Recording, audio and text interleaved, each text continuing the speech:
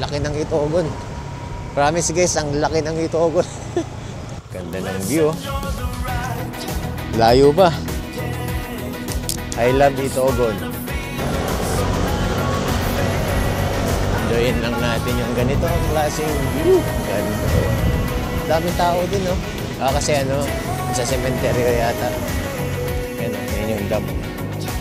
Tama ba dinaanan natin? Nice view. Ganda ng ride na ito ng Fortress. Grabe. What's up guys? So magano tayo ngayon? Mag-short ride tayo ngayon. Siyempre gagamitin natin si Bentley.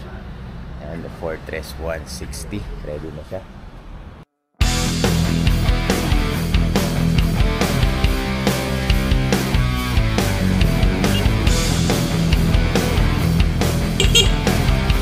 Tara na. Papagas ka ba? O full pa yan? Tumal ka? Oo. Mauna ka? So pagas muna.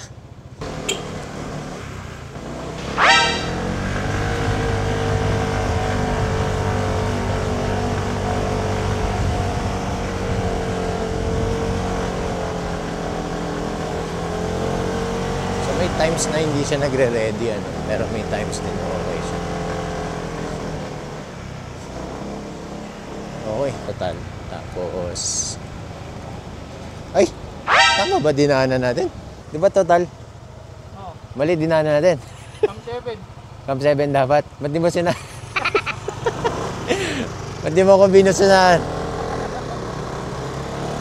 At least, tinesting natin yung ahonan. So ito, napakatarik na ito. So ito yung inakyat ko kanina, lakas. Basta beluhan mo lang dito sa ilalim, dire-diretso kaya niya. So magra-ride lang kami ng short ride. Tingnan lang namin yung view. Ganda ng ride na ito ng Fortress, grabe. Diba? Diba ang ride na ito? Sobrang smooth, sobrang pino, sobrang antahimik. I think nasanay na ako doon, yung sinasabi ko na parang ang ingay ng CVT. I guess ganun talaga siya. Kasi 160 eh. So 150, 160 I guess ganun talaga. So hindi kami naka-gear ngayon. Kasi ano lang naman, short ride lang naman. Actually short ride lang, nasa 30 plus kilometers papunta. And then another 30. Ewan ko kung saan pupunta pa. So kasama natin si Carlos. Carlos the NMAX. NMAX ang gamit niya ngayon. Makukuha niya lang yata yan. Pero sariwa niya nakuha. Magra-ride tayo ng Itogon sa baba. Hindi tayo sa Amboklaw. Kasi sa may Amboklaw, part pa rin ng Itogon yun eh. Napakalaki ng Itogon guys. Sa mga hindi nakakaalam. Ngayon, pupunta tayo sa Tuding banda. No? Baba tayo para mapuntahan natin yung parang ilog doon. Short ride pa rin yun kasi 30 plus kilometers lang ang layo niya. So tayo sa Luwakan Airport. Ano, ang ganda oh. So, may activity sila. Guys, bawal mag-ano dito ha. Bawal mag-loitering dito. Straight lang, parang tawiran lang. So dito sa may kanan ko, makikita nyo yung radar ng Santo Tomas. Yan oh, dun banda, Santo Tomas dun. Sa ngayon, bawal na. Bawal na pumunta dyan. Dati pwede sa La Presa. Ayun, no entry. Okay lang yan, pinipreserve nila kasi yan eh. So, ang haba ng runway oh. Wala nang Baguio to Cebu. So, nag-end na kasi walang nagbabiyahe. So, lugi yung negosyo nila. So, ito, daan na tayo sa may... Malapit na sa PMA ito eh. Ito sa kanan ko, this is the PMA. Yan oh. PMA. Ito yung cementerio guys, ito. Gateway. Diyan pumunta. Diyan ang puntahan sa cementerio. Kasi ngayon November 2. So All Souls Day talagang pupunta yung mga tao sa cementerio. Grabe, nakakawaw ngayon, ang init. Buti na lang ganito yung gear natin. Sablay nga lang ako sa helmet. Iba talaga pag yung mga full face na medyo patulis, yung mga magandang aerodynamics niya, pang high speed talaga. Kasi pag ganito medyo malapad, Pag yung mga classic na retro na malalapad, wala yung hangin. Talagang hahanginin yung mukha mo sa lapad niya eh. Parang square kasi. So may daan din pala dito. Ngayon ko lang alam. What? Eh no, ganda ng bundok oh. So yan, pupunta tayo sa may bandang baba niyan. Vista Verde. Ito pala, Vista Verde. Daming dandelion ah. Pasok na sa helmet. Yan. Hindi ako guys naka-intercom ah. Naka-Bluetooth audio lang ako. Gamit ko yung GLA PG1 Pro. Yun yung bago ngayon, latest. So far, okay naman siya. Pang music, tsaka pag hands-free. Music and hands-free lang siya. So maganda to sa mga motorcycle taxi. Tapos okay din pang sound trip para hindi antokin. Pero hindi siya pwedeng mag-intercom. And review ko pala tong guys, tong helmet na to, Gilea Tavistic. Tsaka itong PG1. Sinet up natin.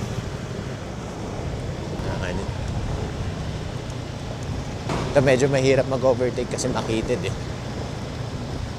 So hindi tayo pwedeng mag-risk. Take risk dito. Ayun, tapos pa-curve pa pababa. Lalim niya no.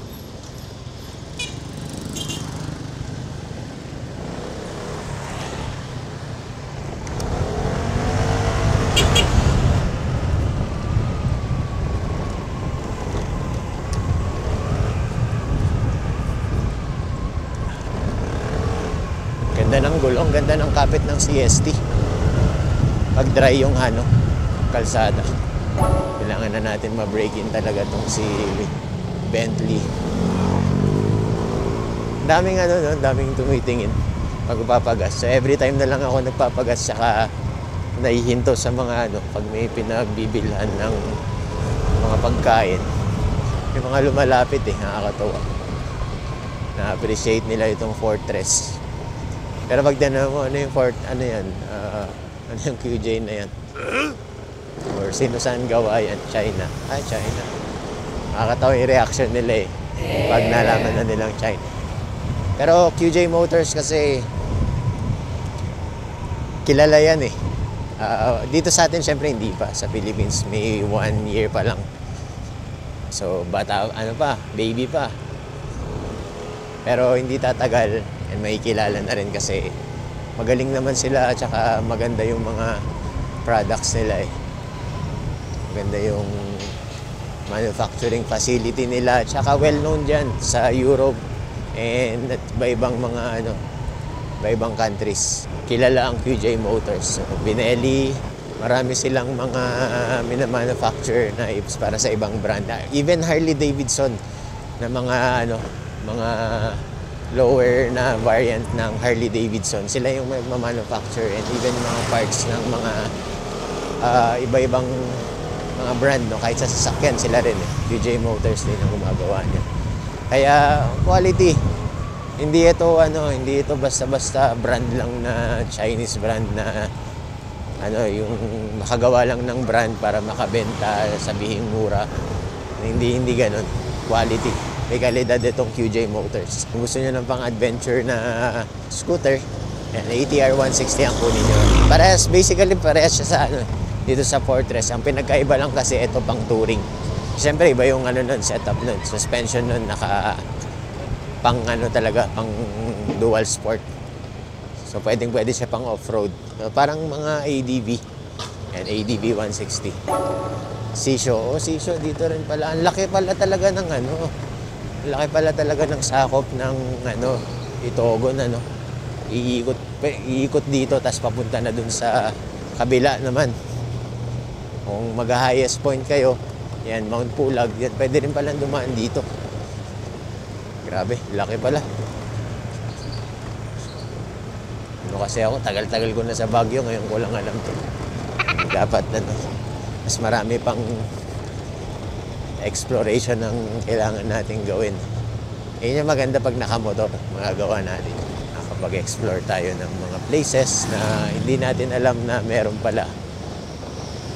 Or possible pala, or passable pala. suspension na ito, kailangan pa rin ma-brake in ng konti eh. Para maglaro talaga siya.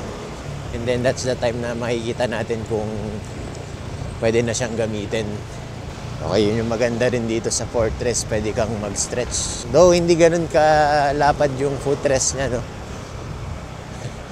Medyo manipis ng konti. Pero at least makakapag-stretching ka pa rin. Makakatapak. Tsaka makakaunat ka. Kasi maganda yung upuan niya eh. Very comfortable. Right, nice view. Okay. Ganda ng view. Ayun na yung bridge sa baba, oh.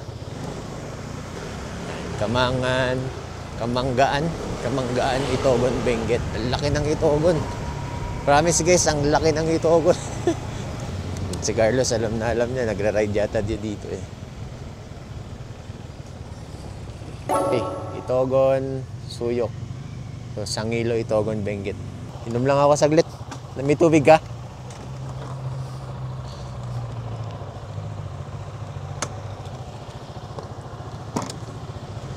Okay, nag-stop over lang tayo. Minom lang saglit. Ang init eh. Buti na lang ganito yung sinuot ko. Hindi ako nag-riding jacket. Hindi, ang init nun. So, Itogon na yan. Sa may bridge na to. Oh, ito may rough road oh. Ano ito guys. Rough road ng konti. So, suspension test tayo. Yeah, malambot.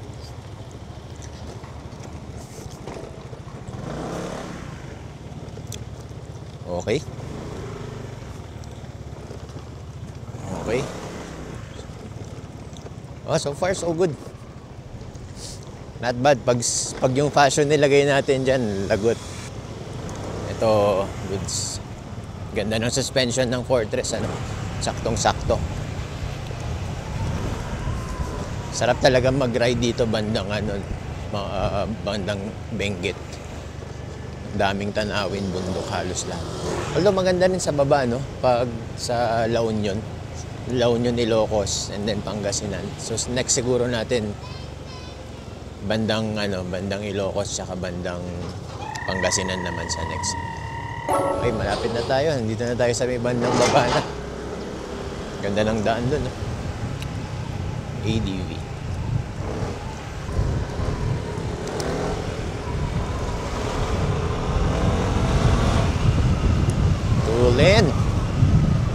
Matulen si Fortress.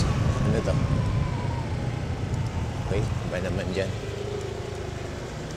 So dito tayo sa Barangay Virac. Barangay Virac. Ito lang yung bibi. Ano yan, mais? Alright, so ito, ano to pala yan? Mais yata to. Okay, so dito pala guys, pwede akong mag-screen mirroring. Naka-phone mirroring. Ang hindi ko na pa alam kung nasan yung I Love Itogon ngayon na malalaki. Ay, Alam iba. mo yun? Sa kabil, doon yata yun eh. Ayun, baka madaanan natin. At ito, mag-ano naman siya. Anong bang tawag doon, view deck? Parang view deck nila, viewpoint.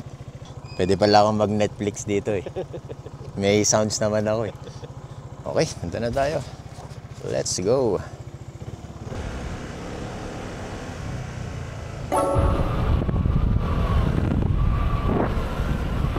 Ganda ng view.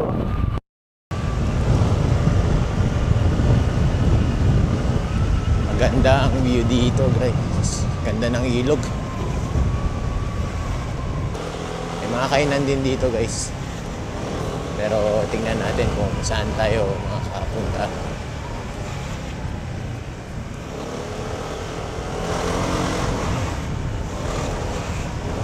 Ito ilog na to eh.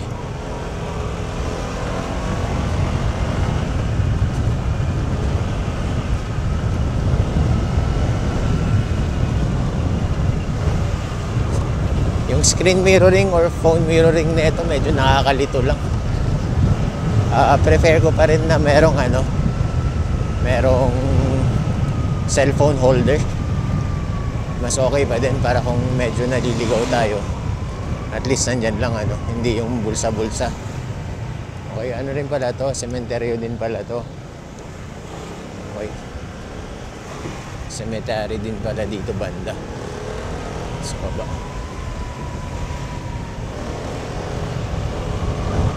Dito yung mga resort, mga Itogon. Dito pala pupunta yung mga classmates ko noon, nung high school tsaka college. Dito sila.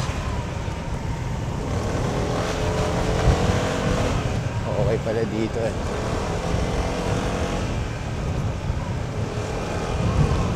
So chill ride lang tayo. Takbo lang natin 40-50. Kailangan natin mag-ano lang. Kailangan mag high speed. Enjoyin lang natin yung ganito ang klaseng view. Ganda oh.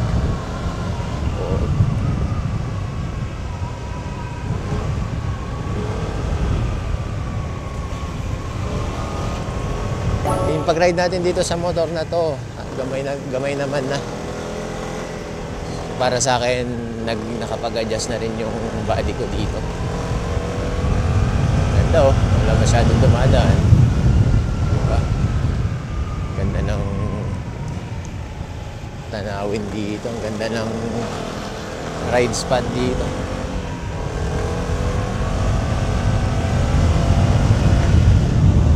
Tayo ng konti-konti. Straight lang ba, Carlos? Una ka. Daming tao din, no? Kasi sa cemetery yata. Mga one way din.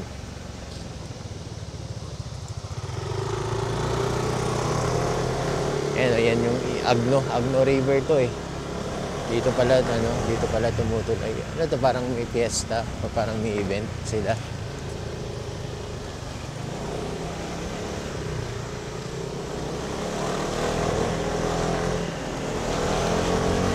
Daming sasakyan, no?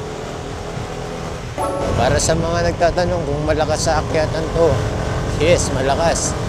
Break-in period pa lang to, guys. Malakas siya. Pero hindi siya yung yung piga ng na break-in na. Iba pa rin. Ito, konti pa. Siguro nasa pa lang to. Nasa 50% pa lang ito. Iba rin yung torque kasi na itong NMAX, ito nasa harap gamit ni Carlos. Pag gumagana yung VVA niyan, lalong lumalakas yung hatak Pag pinipiga mo, lalong lumalakas pa. Ito si Fortress, hindi pa gaano. Break-in eh. Ayan, medyo kailangan mo ng baluhan ng konti. Tapos bitaw, tapos ulit, accelerate ulit para bumaba ulit siya. Pero pag naka P1 or naka hybrid mode, pag na-sense niya na kulang na sa power sa engine, that's the time magbibigay yung sa battery. Umarangkada talaga siya para lumakas pa yung arangkada niya. May konting tulong ng battery pag sa traffic tayo, sa traffic situation. Gusto mo makatipid lalo, gamitin mo lang yung hybrid niya. Wala naman masama kasi magre-regenerate pa rin naman yan eh. Saka malaking battery na ito. So meron siyang tawag dito, smart motor yata tawag doon. Tapos naka-on lang yung TCS natin lalo na ganitong condition, hindi natin very unpredictable yung daan. Minsan may mga halikabok. And pwede mag-cause ng ng accident yan. Mag-slide ka. So maganda naka-on lang yung TCS. Para safety features din. ADV. Nice. Sana tong PG1 may sounds. Ganda oh. Ganda ng view. Itong PG1 Pro nga pala guys ng Geely na Bluetooth audio. Okay sana eh. Kung sana pwede siyang mag-connect ng isa pang rider. Kahit isa lang, kahit dalawa lang kayo sa OBR. Saka kung dual ride lang kayo, At least, di ba? Sana may feature na gano'n. So kahit magtaas siguro ng konti ng presyo, 1, 2, mas okay sana kung gano'n. At least may communication pa rin kayo. Katulad nito, dalawa lang kami ni Carlos. Sana nakakapag-usap pa kami, no? Para hindi na hinto ng hinto. Eh, yun din yung yun din yung silbi ng intercom eh. Para, yun, communication, hindi na hinto ng hinto lang. Kung pwede naman mag-usap na. Para kung hindi alam yung pupuntahan or kung may emergency, ganyan. Ganda. Ganda view.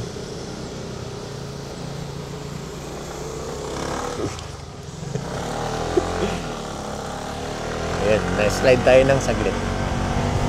Ganda ng view nun, ha? Kaya lang, dry eh. Ganda siguro pag pag talagang rumaragasa yung ilog. Ganda ng view dun. Oh, I think ito yun, ha? Ganda ng view, oh. Ito na yung pinakababa, no? So yung mga off-road... Ha? Dito banda? Yung parang pinakababa kanina. Ah, okay. So mataas din lang pala ang elevation, So doon tayo galing. Dito na, sa bandang na tayo. Bandang taas na tayo. Pero hindi pa yata to yung pinaka-view eh. Yung may rib. Oo. Ano pa lang to? Intro pa lang to. Taas din, oh. Dami rin bahay na dun, oh. Dahil bahay doon. Oo. Na na rin siya, nasi-civilize na rin. Ayos. Oo. I love Ukab. Dito tayo sa Ukab ngayon.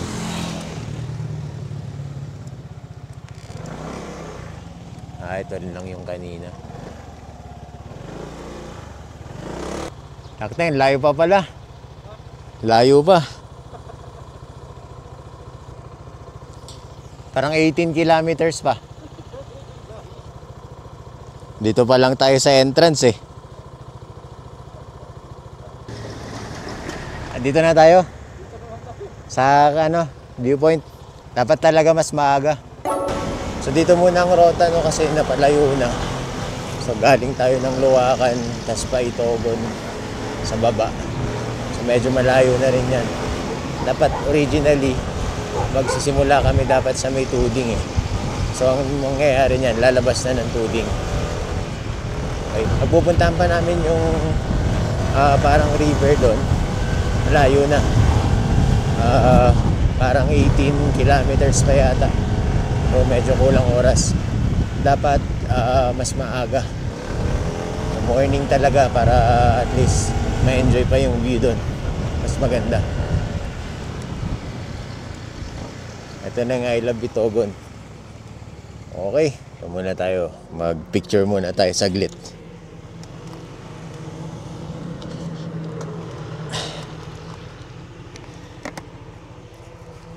I Love Itogon.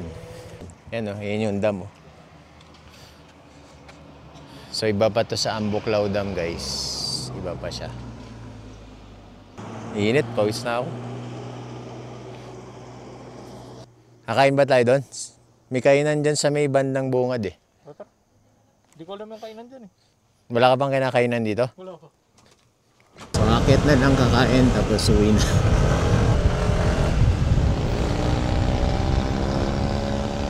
Tapos na tayo kumain dito sa Big Belly dito sa may Tuding. Sarap ng pagkain. Sarap ng chicken, worth the wait. Medyo matagal lang pero sobrang sarap ng chicken. Chicken barbecue. Alright, so tapos na ang rides. Nakapag-foods na rin. So let's call it a day. Sa next na ride naman, tuloy na siguro sa pupuntahan talaga. Kasi ang nangyari dito, baliktad eh. Nagkamali kasi kami ng rota. Kaya sa next na lang kami pupunta dun sa may view na yon. Pero pupuntahan namin yun sa next ride. So guys, sa akyatan, ganda tong fortress at hintayin lang natin na ma-break-in na siya. I think may pa yan, may ibubuga pa talaga tong fortress na to sa akyatan. Gana ang hybrid na to guys, pag nasi-sense niya na wala nang ibubuga yung engine. Doon tutulong yung battery niya, tapos lalabas dito sa indicator niya, power. So pag naka-ready lang siya, ibig sabihin, ready lang, naka-standby lang, hindi pa siya tumutulong. Tutulong lang siya pag lumabas na yung power. Okay, magbibigay na siya. Pero kahit engine lang, pure performance, maganda eh. Easy. Yan, sa mga hindi pa updated dito sa Baguio, yan, ito na ang nangyayari dito sa may bandang Mines View.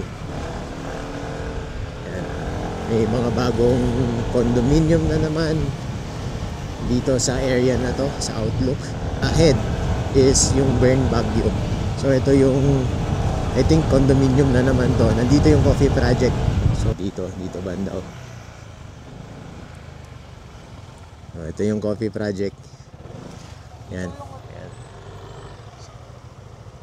Gusto nyo magkape ng ano, mahal dito sa coffee project.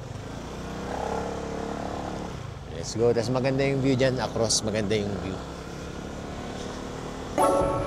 Okay, dito tayo Mines View. Expected dahil long weekend ngayon, marami talagang tao banda dito. Dito yung banda na marami talaga. Yan o, tinuloy yung traffic o. Pero motor naman tayo, makakasingit tayo dyan. Nagpa-parking. May bayad dyan, may pay parking dito. Pero pag weekdays, wala naman. Ang alam ko wala. And then nandito na rin tayo sa area ng Good Shepherd ano. Dito na yung banda. Kakanan lang tayo yung konti. Alright, so ayun lang guys. I think wala nang makikita dito banda sa Gibraltar. Salamat sa panonood nyo. And see you again sa mga susunod pa nating rides. Please don't forget to subscribe sa ating YouTube channel, Scooter ni Vic. Meron din tayo sa TikTok and Facebook.